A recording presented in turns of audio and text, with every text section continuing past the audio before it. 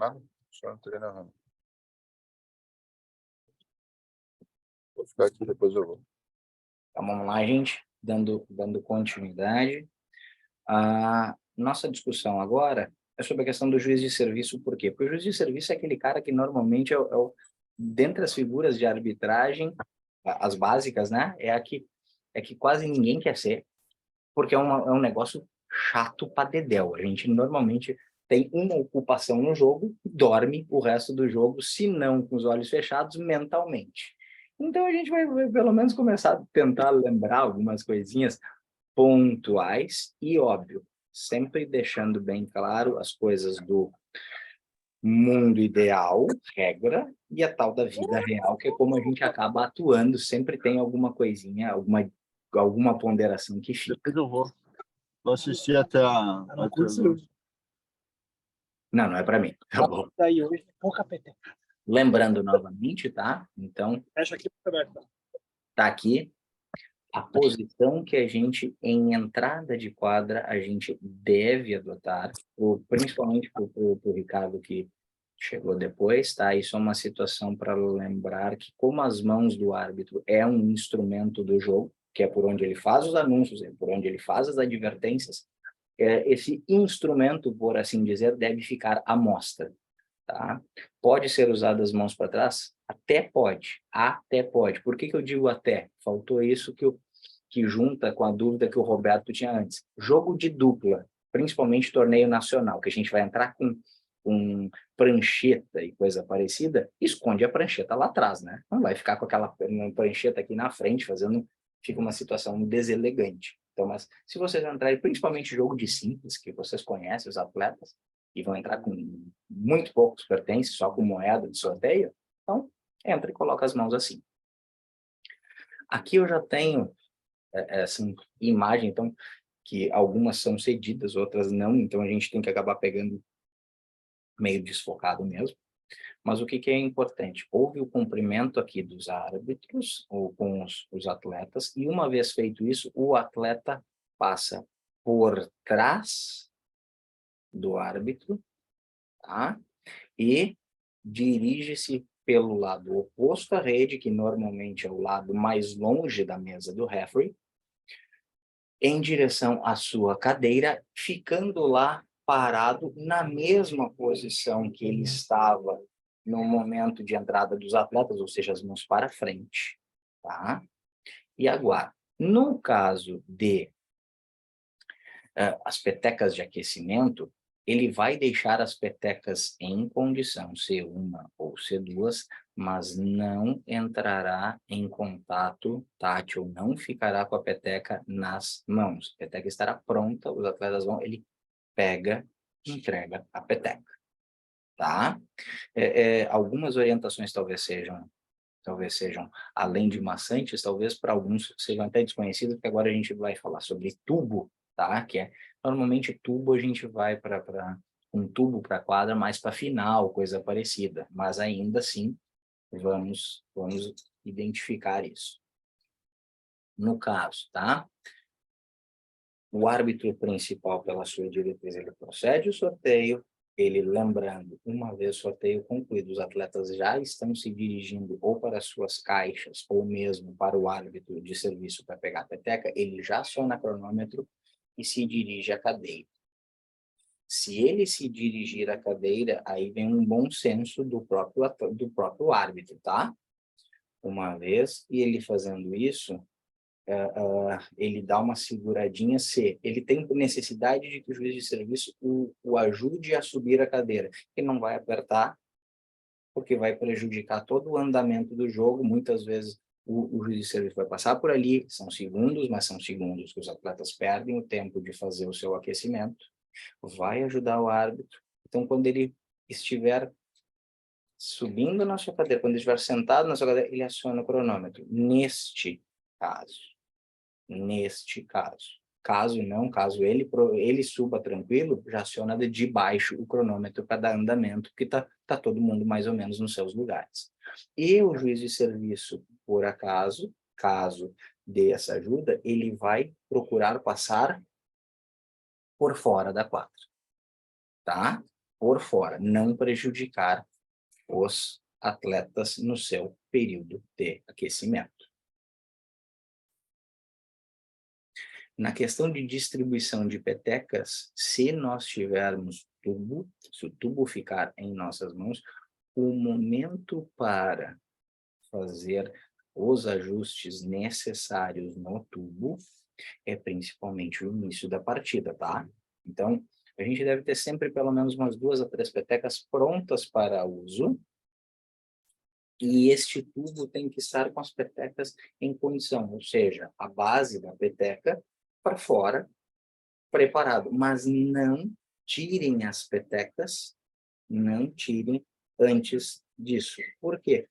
Porque vocês, uma vez que vocês tiraram, ela já é considerada em uso e muitas vezes se perde, o custo do torneio aumenta muito em função dessa utilização de forma errada das petecas, tá? Então, na foto aqui vocês podem perceber, apesar de um tanto quanto desfocado, as petecas estão sempre em condições e próximas ao... a coisa mais deselegante que eu acho que eu já fiz foi enquanto estava rolando um torneio violento ali, uma partida violenta de duplas, e eu dando porrada junto do lado de fora da quadra, porque não saía a peteca. Por quê? Porque eu não me programei na hora que eu tinha que me programar, e eu estava ali, batendo no negócio. Depois, o próprio referee queria pegar a minha cabeça e bater contra a mesa. Depois diz, não faz isso, cara. Não faz isso. Tu chama muito mais atenção que os próprios jogadores. Então, sempre isso. E chegou ali, começou a faltar, comecei a ver, puxa, tá faltando, tô com uma peteca só, e o jogo tá pegado, o jogo é duplo, coisa parecida. Vai ali, devagarinho, dá uma porrada rápida, volta, dá uma porradinha, mas sempre de forma bem discreta, tá? Tá sendo bem gravado, então eu posso falar, porque não estou falando nenhuma mentira. É um saco ser juiz de serviço, novamente. Eu não conheço ninguém que tenha o prazer de viajar ou fazer qualquer... eu vou ser juiz de serviço, que maravilha! Mas, por mais que isso seja uma verdade, tomem um cuidado em relação à postura. A postura elegante, mas ainda assim confortável, não cruzar pés, tampouco pernas, enquanto estiver sentado em cadeira. As mãos devem estar soltas e repousadas sobre as pernas, como está na imagem. E a questão do cruzar os dedos ou mesmo as mãos. Aí vem um detalhe muito da vida real. Se vocês têm, e o nosso grupo de arbitragem, seja ele nacional, seja regional, praticamente todos se conhecem. Então, se daqui a pouco fica, como dizia o Bruno, com a função do árbitro ninja, tá? O árbitro, ele tem que cuidar 3 linhas, o árbitro de serviço vai ter que cuidar a outra linha, ou coisa parecida, combine algum tipo de gesticulação de forma muito discreta. Putz, pisquei os 2 olhos aqui rapidamente, é fora. Mexi o dedinho, mexi a mão um pouquinho, dei uma coçada na mão, na troca aqui de uma coisa, fora. Mas o que não pode acontecer é o quê? Vocês têm pouquíssimos momentos no jogo em que vocês são o centro das atenções. Um deles vocês anunciam ou não uma falta de serviço. E outra, evidentemente, quando a bola ou a peteca está muito próxima a vocês. Então, vocês ficam mexendo as mãos, vocês ficam coçando o cabelo. Eu tenho uma dificuldade danada como juiz de serviço de não estar aqui ansiosamente me mexendo, gesticulando, e eu sei disso. Às vezes dá uma coceira violenta para se movimentar. Mas combinem com o árbitro alguma forma de se comunicarem até para dar velocidade para o jogo. Porque imagina se vocês ficam fazendo uma marcação ou mostram dúvida, vocês vão ter que recorrer ao juiz de serviço, o juiz de serviço vai lá, fala com vocês ou faz alguma coisa e fica os atletas no meio do caminho ouvindo essas informações. Então, então essa questão do cruzar os dedos ou mesmo as mãos, evitem ao máximo, mas tenham consigo, se for até aqui, abri a mão, abri os dedos, abri um pouquinho mais os dedos, a peteca foi fora, tá? Faz algum sinal que seja extremamente discreto, de forma que vocês tenham essa comunicação. Voltando ao primeiro item, a questão do cruzar as pernas, isto só é válido, e ainda assim de forma discreta, não estamos falando de uma posição femme fatale, tá? Para as juízas, caso elas estejam de posse de saias. Então, não é permitido, eu não vou fazer aqui para vocês, porque senão vocês vão se apaixonar pelo meu lado Sharon Stone, tá? A Milena, como é mais nova, ela nem sabe do que eu estou falando, mas tudo bem, deixa eu falar. Não, isso aí é meio Jurassic Park, fica tranquila, tá? Mas eu não vou cruzar as pernas, não é aquela cruzada de pernas de quem está numa festa de saia jeans ou coisa parecida, porque a saia da árbitra é uma saia longa.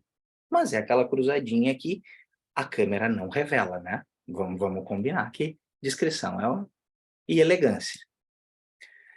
Se as petecas precisam ser quebradas, o que isso precisa ser chamado de atenção? Normalmente, o teste de peteca já faz essa reflexão, e uma vez feita essa reflexão, normalmente as petecas são quebradas na mesa, tá? Mas a gente nunca sabe se por algum incidente de partida suspensa aqui, se por alguma coisa de ausência de pessoa na mesa para fazer isso, por um excesso de trabalho do ref, se caiu esta missão para vocês. Mesma regra das petecas de tubo, tá? Discretamente, ainda por cima, não pega a peteca, suavemente, 2 dedinhos base da peteca, fez a quebra discretamente. Discretamente significa que a câmera está pegando eu aqui, tá?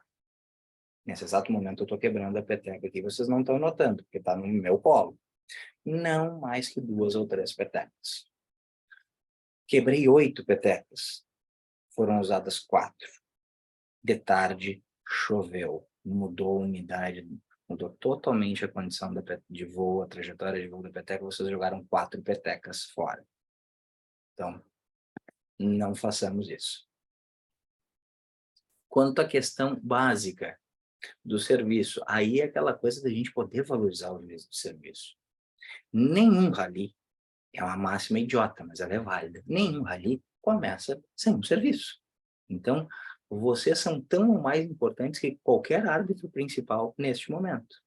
O propósito, e aí sim é interessante, tá? O propósito do serviço é colocar a peteca em jogo, diferentemente do voleibol, diferentemente do tênis e todos os outros esportes que se utilizam do instrumento saque, servir. O serviço do badminton, a princípio, por regra, é um ato defensivo, ele não é um ato ofensivo. Então, tomar cuidado. Vocês vão ver que eu vou falar muito sobre esse instrumento que está aqui, que nos nacionais a gente já tem à disposição para determinação da altura da peteca, tá? Mas, mesmo assim, se a gente não tem esse instrumento, tomar muito cuidado com aqueles movimentos que vocês costumam chamar do foguetinho, que é quase uma agressão contra o oponente. No caso do serviço de duplas, o movimento de servir é uma arte, porque a fração de segundo de resposta é muito menor, tanto do oponente quanto de um segundo toque, aliás, um terceiro toque na peteca, no rally, aliás, serviço, primeiro contato, terceiro. Então, tudo é muito rápido, preparação. Então, às vezes, o que acontece? O sacador já está numa posição de servir e ele faz algum movimento muito rápido, já se preparando para o terceiro golpe, que vai vir do outro lado, ele tem que responder. Então, essa situação a gente tem que estar muito atento. E a gente não pode, isso eu sei que você sabe, mas lembrando, não pode, sob hipótese alguma, pedir ao parceiro da dupla que mexa no seu posicionamento para que eu, juiz de serviço, possa enxergar o sacador. Eu faço uso de algum tipo de movimento. Uma vez feito esse movimento de tronco para poder enxergar, eu retorno à minha posição e ali fico. Torçamos para que não durma. Mas, né? Vamos torcer. O começo do serviço. Não teve uma vez que a gente não tenha visto em brincadeiras nos grupos de WhatsApp, aqueles saques que o cara vira de frente, gira de costas, dá um mortal, um duplo twist carpado, mas, de novo, o movimento é o movimento da cabeça da raquete para frente, tá? Quando eu digo praticamente no momento que os jogadores começam seus movimentos de raquete para servir, é aquela coisa do atento. Por quê? A gente sempre usa o exemplo de um americano, tá? Há muitos anos no circuito internacional, o cara faz um ato quase Rafael Nadal, proporcionalmente, de saque. Então, aquele braço movimenta e gira, e ele segura e faz... Chega a ser, muitas vezes, insuportável, porque dá sono. Mas ele chega e, daqui a pouco, ele pimba. Começou o serviço. Então, o movimento do serviço, uma vez que o atleta se posicionou para servir, o ato de eu, juiz, estar prestando atenção, é ali que começa, tá? O final do serviço, ele pode ser considerado quando o serviço é entregue. Quando é que ele é entregue? Não é quando ele foi rebatido. É quando eu bati na peteca ou quando eu perdi a peteca no meu movimento de saque, que aí existe uma falta para isso, que depois vocês vão me dizer o que é isso, né? Que falta que vai acontecer. E o fundamental ali é, uma vez que haja o contato da peteca, eu tenho uma fração de segundo para prestar atenção em todo e qualquer movimento corporal do atleta, se o pé arrastou, se o pé não arrastou, se a posição da raquete está assim, se a trajetória da peteca está assado, está tudo ok. E aí vem o detalhe que mais é cobrado da gente à medida que a gente vai evoluindo. Eu estou olhando para o sacador, todo movimento está correto e eu tenho de obrigatoriamente olhar e, numa fração de segundo, comunicar ao juiz principal, está tudo bem. Não precisa nenhum tipo de movimento discreto ou coisa parecida. Se eu simplesmente olhei para ele, já é considerado tudo ok. Uma vez feito isso, aí as duas opções, né? Ou a gente olha para o jogo, ou a gente dorme. Eu espero que a gente consiga olhar o jogo. Às vezes é difícil, tá? No caso, passamos aquele checklist para o momento de saque de novo. Os atletas, no momento do saque, os atletas estão prontos? Existe uma fraçãozinha de segundos? Sim, que eu consigo, eu dou uma olhadinha rápida, o cara está aqui e o meu sacador está andando. O que acontece? Esse tipo de coisa a gente se comunica e muitas vezes o próprio árbitro principal, ele também nos utiliza para fins de consulta. Tu também tá achando que eu tô achando? Pô, o Ricardo tá...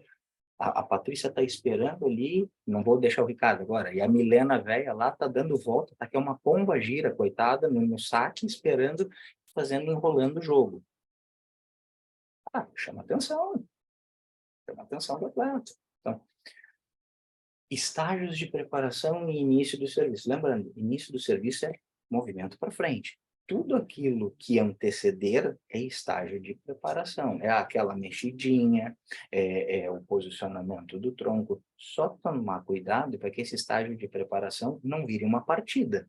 Porque senão, daqui a pouco, o cara tá ali, coça a orelha, mexe aqui, posiciona, faz um sinal da cruz, coisa parecida. Então, feito isso, aonde que vocês estão olhando? Cabeça da raquete? Se cabeça da raquete, para principalmente o movimento de saque manter essa altura, se com o equipamento de altura, a altura da peteca principalmente, e a gente consegue ignorar o movimento muitas vezes das mãos, que a pessoa às vezes fica fazendo algum gesto aqui com a peteca e a gente está achando que o movimento está iniciando, o movimento não está iniciando. Prestar atenção nisso. Aqui eu coloquei um exemplo de falta, que são bem simples, tá?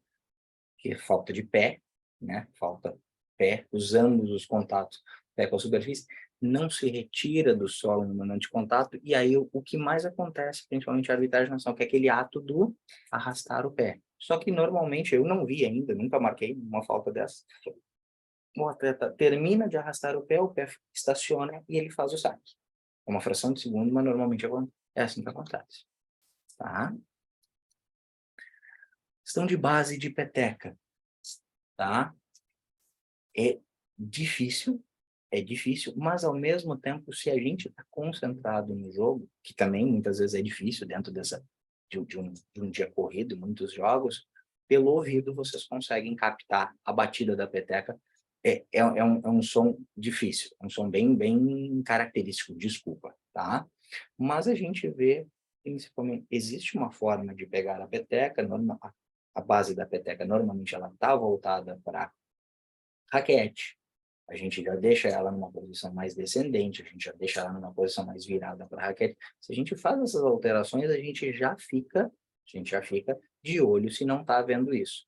Normalmente, é difícil, eu já até tentei fazer isso várias vezes para entender como é que funciona. Tem de ser aplicada uma força muito grande para a peteca atravessar a quadra, sendo batida pelas penas.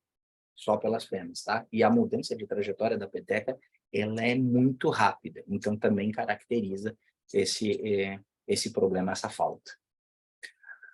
A questão da altura. Aí a gente vai para algumas situações de uso do equipamento, 2, uso sem equipamento. Com o equipamento, ele é simples, ele é claro. O equipamento é um quadrilátero praticamente em acrílico, tá? Com uma linha, que esta linha está medida a 1,15 da superfície da quadra. E aí um dos grandes detalhes que cabe a vocês tomarem a decisão na hora que forem fazer. A regra diz que nenhuma parte, absolutamente nenhuma parte da peteca deve estar acima de 1,15. O que acontece? A gente normalmente fica prestando atenção que o contato seja feito com a base. E aí o cara faz o contato e a base da peteca está abaixo da linha e algumas penas estão acima.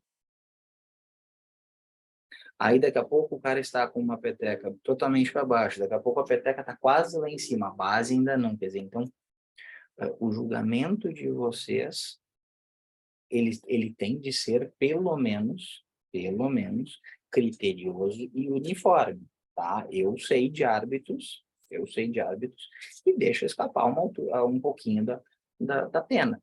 Só que tu deixou um pouquinho da pena ou toda a pena, é a mesma coisa.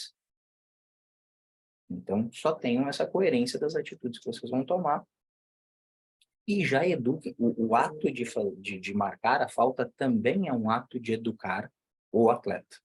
Se vocês não imagina que durante um torneio o atleta vai pegar muitas vezes vários de nós como juízes de serviço. Daqui a pouco vai pegar a Patrícia, e a Patrícia não marca nada, pega a Milena que marca um que outro. Milena vai tomar um café logo em seguida, que esse sono tá terrível, né? O Ricardo marca 2 e o Pablo é um mala sem alça. O cara nem posicionou a raquete, eu já tô marcando falta. Então, aí o que acontece? É a história que a gente reclama quase todo final de semana no próprio futebol brasileiro. Os árbitros não têm critérios. Então, tentemos ter um critério mais ou menos, até um ponto de daqui a pouco, entre nós, naqueles momentos que a gente está discutindo na arquibancada ali, da gente dizer, tá, e aí, como é que tu faz? Como é que tu não faz? Como é que a gente vai tentar padronizar isso aí? Vamos padronizar, pronto. De novo, tá? São pequenas coisas. O workshop, pelo menos ao meu ver, ele tinha mais essa ideia de tentar uniformizar e organizar algumas coisas que são pequenas, mas que no conjunto da obra do torneio fazem toda a diferença. Porque tentar ensinar regra para vocês primeiro, chover no molhado, e 2, chega na hora do vamos ver, é a cabeça de vocês, é a interpretação de vocês que vão tomar as decisões. Todos vocês sabem a regra. Como vocês vão interpretar a regra na hora, depende do jogo. Eu tenho certeza que vocês vão tomar a melhor decisão possível. Tá? Não interessa se o Ricardo tem 2,14 m e a Milena tem 1,60 m, tá?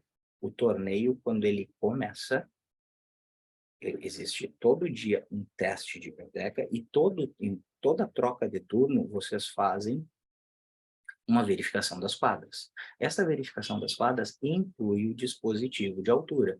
Uma vez que esse dispositivo foi instalado, conferido, ele só é mexido se houver alguma necessidade absurda. O que é necessidade absurda? Mexeram no tapete, o tapete desnivelou, puxou, fez alguma coisa. Caso contrário, não interessa a altura. Posicionem o corpo e se adequem ao dispositivo, tá? E se pegarem o dispositivo, não existe mais a falta, o shaft, não existe mais, tá? Então o cara pode estar do jeito que quiser. Pensem que daqui a pouco eu vou ter um jogo do como é que é? Do Ricardo Sandi lá com 2,14 m e o jogo depois com a Patrícia com 1,60 m. A Patrícia pode fazer o que ela quiser. Dentro de 1,15 m, se ela quiser sacar, inclusive por cima, que nem tênis ela saca. O que não pode acontecer, obviamente, é o cara de 2,14 tentar fazer isso aí. Porque se ele fizer isso aqui, já vai ser muito difícil para ele. Ele já mal vai conseguir se posicionar de outra forma. Tá?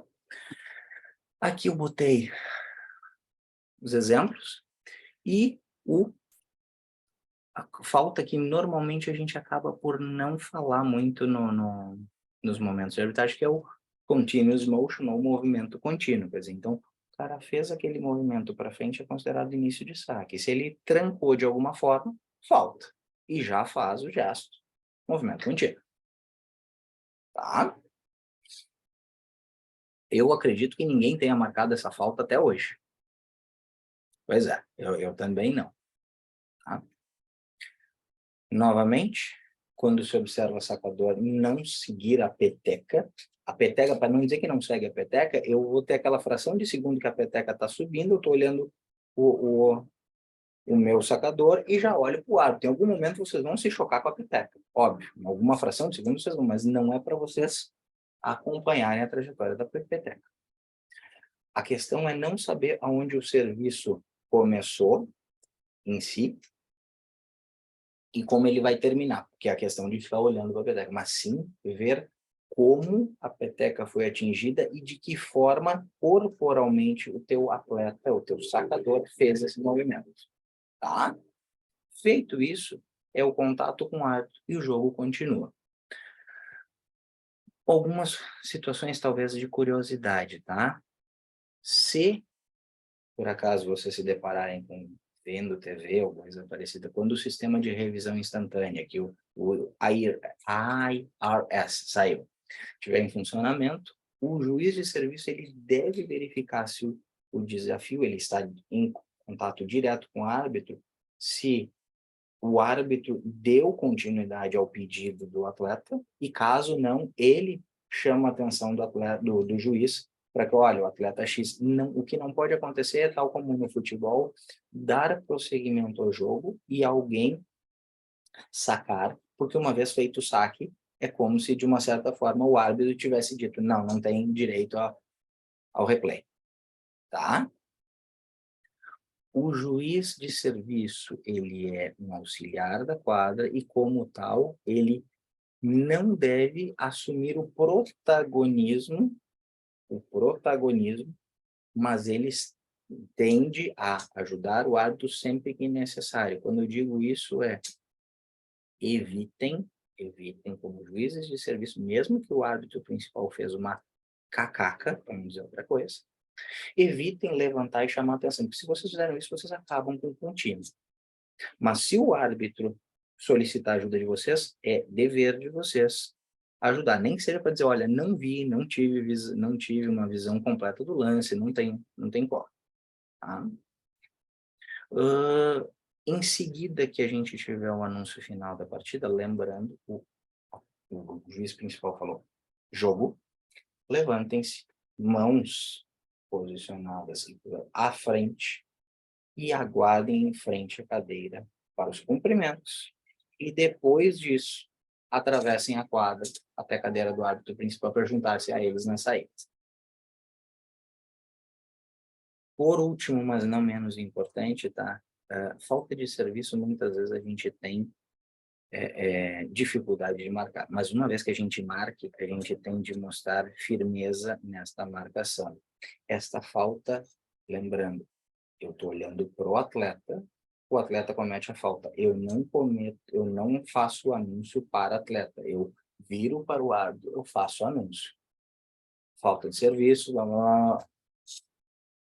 Não faço. Isso é uma atitude, inclusive, considerada como assintosa em muitas culturas. Tá? E muito acontece conosco aqui.